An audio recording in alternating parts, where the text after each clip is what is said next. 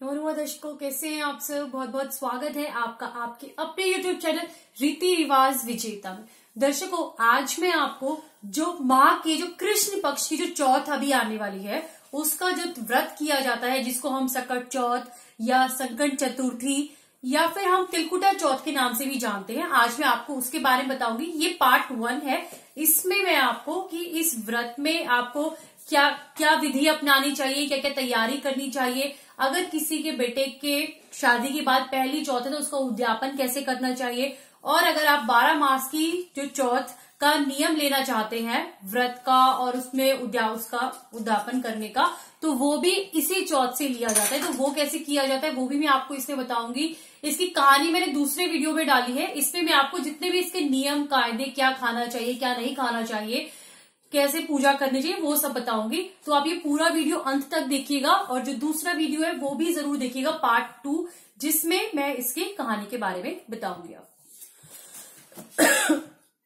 सबसे पहले कहना चाहूंगी, जो दर्शक आज मुझे पहली बार देख रहे हैं, मेरे चैनल को जरूर सब्सक्राइब कीजिए दोस्तों। नीचे रेड बटन दिख रहा है उसे दबाइए, घंटी का निशान दबाइए, जिससे मेरा भी मनोबल बढ़े और आप मेरा कोई भी वीडियो मिस ना करें। तो दोस्तों, जो अब की बार जो ये सकट चौथ का जो व्रत आने वाला है वो है 24 जनवरी 2019 को, जो कि अभी वीरवार को है। तो उस दिन जो ये व्रत है उसमें आपने क्या क्या तैयारी करनी चाहिए वो मैं आपको बता देती हूँ। कि इस दिन माना जाता है कि ये जो चौथ माता का जो व्रत किया जाता है, और ये जो व्रत है ये गणेश जी को समर्पित है। तो इस दिन गणेश भगवान वैसे भी विघ्नहर्ता होते हैं, तो ये व्रत इसलिए किया जाता है ताकि जितने भी ये महिलाएं माताएं रखती है ये व्रत, की उनके जो बच्चे हैं, उनकी संतान है, उनकी रक्षा हो, उनकी लंबी आयु हो, इसे रखा जाता है। और वो उनके बच्चों के जीवन में आने वाले सारे विघ्नों को गणपति जी हर ले, इसलिए माताएं और बहनें इस व्रत को रखती है। इस दिन आप सुबह स्नान आदि से निवृत्त होने के बाद में आप जब भी आप पूजा करना चाहते हैं, अगर ये जो व्रत है ये करवा चौथ की तरह ही होता है, निराहार किया जाता है व्रत। इस दिन अगर बहुत सी माताएं बहनें जल भी ग्रहण नहीं करती है, वो भी चंद्रमा को अर्घ देने के बाद ही करती हैं। लेकिन अगर आप नहीं रह सकते हैं तो आप फलाहार ले सकते हैं। अन्न का ग्रहण नहीं करने आपको फलाहार, लेकिन फलाहार या चाय पीना है वो आपको फलाहार में, जैसे आपने कुट्टू ले लिया या सिंघाड़े ले के आटे का कुछ ले लिया, तो वो भी आप तब ले सकते हैं जब आप कहानी सुन लें। कहानी सुनने के बाद में तो कुछ लोग जो कहानी शाम को सुनते हैं वो फिर तब तक कुछ ग्रहण नहीं कर सकते, लेकिन जो लोग दोपहर में ही 12 बजे से पहले जो कहानी सुन लेते हैं तो वो ये चाय वगैरह ले सकते हैं, या फलाहार जो लेना चाहते हैं वो भी ले सकते हैं। और जो इसका जो व्रत का जो पारायण होता है वो रात को अर्घ देने के बाद में होता है। चंद्रमा को जो अब की बार जो माना जा रहा है कि रात को 9:33 का जो समय है, कि जो चंद्रोदय का समय है, उस समय उनकी पूजा की जाती है। और उसके बाद में फिर आप अन्न ग्रहण कर सकते हो, जो भी आपने खाना वगैरह बनाया वो आप खा सकते हो, जैसे कि आप करवा चौथ के व्रत भी करते हैं। तो इस दिन आप जब सुबह उठेंगे तो स्नान आदि से निवृत्त होने के बाद में आपने पूरा अपना सिर धोना है। पहले भी आप अगर चाहे तो मेहंदी लगा सकते हैं, इस व्रत से एक दिन पहले आप मेहंदी लगा सकते हैं। फिर आपने उस दिन जो पूजा करनी है, जहां पे भी आप अगर हो सके तो नॉर्थ ईस्ट यानी जो उत्तर पूर्वी एरिया है आपके घर का, आप वहां पे एक पाटा लगाइए, उसके ऊपर लाल कपड़ा बिछाइए। वहां पे आप चावल से अष्टकमल दल बनाइए, या फिर हल्दी से भी बना सकते हैं, और उसके ऊपर आपने एक लोटा स्थापित करना है, उसमें जल भरना है। उसके ऊपर आप जल भरने के बाद में आप उसको एक कटोरी से ढक करके उसके ऊपर भी आप चावल भर दीजिए। और इसमें जो आपने लोटा स्थापित किया है उसमें आपने 13 बिंदियां लगानी है हल्दी से, तो वो लगा दीजिए। उसके बाद में आपने फिर तिलकुट बनाना है। तिलकुट बनाना है आपने कैसे, सफेद वाले तिल लेने हैं आपने, और आप तिलकुट सफेद तिल और गुड़ का बना सकते हैं, या सफेद तिल और बूरे का बना सकते हैं। तो वो आप बनाइए, उसका प्रसाद वहां पे रखिए। वहां पे चावल आपने लोटे के ऊपर रख ही दिए हैं। और अगर आप चाहें तो वहां पे जो शिव जी भगवान है उनका जो पूरा जो उनके परिवार का जो पारिवारिक चित्र है वो लगा सकते हैं, या फिर गणपति जी की भी अगर आपके पास प्रतिमा है तो आप गणपति जी भी वहां पे लगा सकते हैं। और इस तरीके से वहां पे आप पूजन कर लीजिए, उसके पास सामने बैठ करके।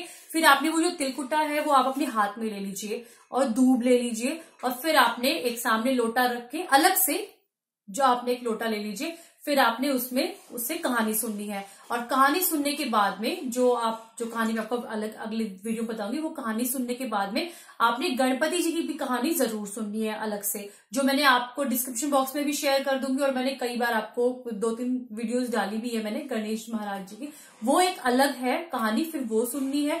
उसके बाद में जो तिलकुटा आपके हाथ में है, जो दूब आपके हाथ में, वो आप अपने पल्ले पे बांध लीजिए। पल्ले पे बांध के वो फिर आपको जब आप शाम को, जब चंद्र भगवान को जब आप अर्घ देंगे, तो आपको वो तब अर्घ देने के बाद में ही उससे उनकी पूजा करनी है। तो वो आप अपने पल्ले पे बांध के रख लीजिए।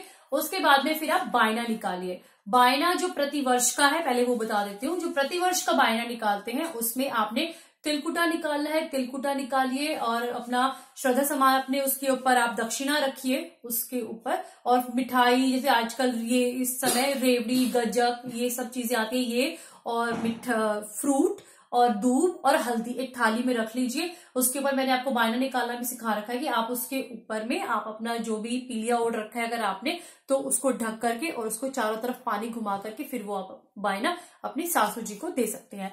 तो ये तो प्रतिवर्ष का बायना हुआ जो आप हमेशा करते हैं। ये विधि है पूजा करने की आपको जब आप कोई व्रत करते हैं। लेकिन जो इसका उद्यापन किया जाता है, मान लीजिए अगर आपके बेटे का विवाह हुआ है या आपके यहाँ पे लड़का हुआ है और उसके होने के बाद में पहली सकट चौथ ये है, तो आप उसका उद्यापन भी करते हैं। उद्यापन में आपने क्या करना है, 1.25 किलो सफेद तिल लेने हैं आपने, उसके बराबर का ही आप मीठा लीजिए, गुड़ ले सकते हैं या बूरा ले सकते हैं। फिर आपने उसका तिलकुटा करना है, तिलकुटा कीजिए। फिर उसको 14 जगहों पे छोटे छोटे प्लास्टिक की थैली ले सकते हैं आप, जो जिप लॉक वाली होती है, उसमें आप 14 जगह डाल लीजिए उसको। 14 जगह डालने के बाद में आप एक बड़ी परात लीजिए और उसमें हर किसी में दक्षिणा भी डालिए। एक परात में वो सारे 14 थैली रखिए, दक्षिणा रखिए, उसके ऊपर साड़ी, ब्लाउज, 2.5 साड़ी रखते हैं तो 2 साड़ी और जो विद ब्लाउज और एक पेटीकोट वो रख के और सुहाग का सामान रख के आप उसको मिनस दीजिए। उसको मिनसने के बाद में वो जो साड़ी और जो आपने श्रृंगार का सामान पेटीकोट रखा है और उसमें से एक जो आपने 14 जैसे थैली लगाई थी हमने तिलकुट की, तो एक तिलकुट की थैली और वो सारा सामान आप सासू जी को पैर छू कर दे दीजिए, दक्षिणा दे दीजिए। और बाकी जो है वो आपसे बड़े, जैसे आपकी जेठानियां हो गई या आपकी पीतस हो गई, आपकी तैस हो गई, जितने भी आपकी बड़ी हैं या फिर आपके आस पड़ोस में रहती है उनको दीजिए। और एक पंडितानी को जरूर भिजवा दीजिए एक थैली उसमें से। तो ये होता है उद्यापन। जब आपके घर में लड़का हो, उसके बाद पहला सकट चौथ का व्रत हो, या फिर जब कोई लड़के का विवाह हो। ये कुछ लोग ऐसी मनोकामना भी कर लेते हैं कि मेरा अगर लड़के का विवाह हो जाता है तो मैं उद्यापन करूंगी, सकट माता का, सकट चौथ का मैं उद्यापन करूंगी। तो तभी भी लोग करते हैं। लोग पहले से कई बार व्रत में ये मनोकामना भी कर सकते हैं, तो आप वैसे भी कर सकते हैं। तो एक उद्यापन ये होता है। और इसका एक दूसरा उद्यापन भी होता है, जैसे अगर आप चाहते हैं कि वैसे हमारी 12 चौथ आती है, तो जैसे ये अभी हमारे माह के महीने की कृष्ण पक्ष की जो चौथ है, ऐसे हर महीने जो हमारे कृष्ण पक्ष की चौथ आएगी, तो उसको हर चौथ पे आप कढ़ाई करेंगे। वो कैसे करते हैं कि आप इसी से शुरुआत करेंगे उसकी। आपने 14 जगह 4-4 पूरियां निकालनी है उसमें, जो चौथ में उसमें पूरियां, उसके ऊपर आप मीठा, मीठे में वैसे खीर बनाई जाती है कि खीर और उसके अंदर खीर और दक्षिणा और सब्जी, तो ये सारी चीजें 14 जगह निकाली जाती है। इसमें सुहाग का सामान रखा जाता है, 5 सुहाग का सामान आप रख सकते हो। हर एक में 14 जगह बनानी है आपको, जिसमें आप बिंदी, सिंदूर, मेहंदी, काजल और ऐसे ही जो भी आपका और भी कोई सुहाग का जो भी श्रृंगार का सामान है, फेस पाउडर वगैरह कुछ भी आप वो रख के 5 अपने श्रद्धा सामान 5-5 वो आप 14 थैलियां बना लीजिए। फिर वो आपको मिक्स करके एक आपको अपनी सासू जी को देनी है और एक आप पंडितानी को जरूर दीजिए। उसके बाद में जितने भी आपसे बड़े जने हैं आप उनको दे सकते हैं। इस तरीके से इस पे अब की बार शुरुआत करके फिर आपको हर महीने रखेंगी। फिर जैसे हर अगले महीने जब वो कृष्ण पक्ष की चौथ आएगी, फिर आप उस दिन भी व्रत रखेंगी। और ऐसे ही 4 पूरी और मीठा, तो आप उसमें खीर भी बना सकती हैं, हलवा भी बना सकती हैं, आलू की सब्जी बनाई जाती है, कोई और सब्जी बनाना चाहे तो वो भी आप बना सकते हैं, और उसमें श्रृंगार का सामान। तो ऐसे ही आपको हर महीने करते रहना है। तो इसको बोलते हैं कि 12 मास की चौथ को उद्यापन। तो माना जाता है कि हर किसी सुहागन को 12 माह की चौथ नहीं तो 4 चौथ तो जरूर करनी चाहिए। तो आप अपने हिसाब से कर सकते हैं, लेकिन जिस दिन भी आप ये करेंगे उस दिन आपका व्रत होगा। आप अन्न ग्रहण नहीं कर सकते। वो पारायण के बाद ही करेंगे आप, शाम को जब चंद्र उदय होगा। और वैसे ये व्रत जो होता है वो निराहार ही होता है, नहीं रहा जाता। तो आप जिस तरीके से मैंने आपको बताया है आप उस तरीके से ही पूजा करेंगे इसकी। और लेकिन इसमें आप मैंने फलाहार ले सकते हैं, चाय वगैरह पी सकते हैं, वो आपके ऊपर पूरा निर्भर करता है। लेकिन जब भी व्रत कीजिए पूरे भक्ति भाव से कीजिए, तो वो आपके अगर आप कभी जब भी आपको शुरुआत करनी है तो ये वाली चौथ होती है जिसमें हम ये शुरुआत करते हैं। तो ये मैंने आपको बता दी है दोस्तों। और इसका जो चंद्र उदय का जो अब की बार का जो समय है वो 9:33 रात को।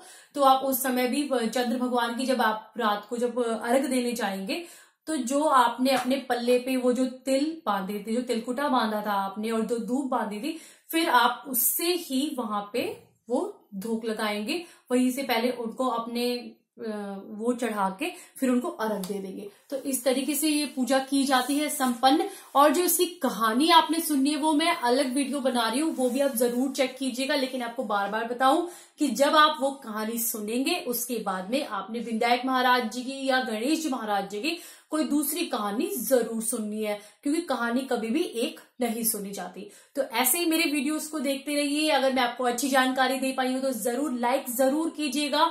जहां तक है मैंने आपके जितने मैं इसमें ज्यादा से ज्यादा प्रश्नों के उत्तर मैंने इसमें दे दिए, लेकिन फिर भी अगर कोई बात अगर इसमें रह गई है तो वो आप मुझे कमेंट सेक्शन में पूछ सकते हैं, मैं उसका उत्तर दे दूंगी आपको।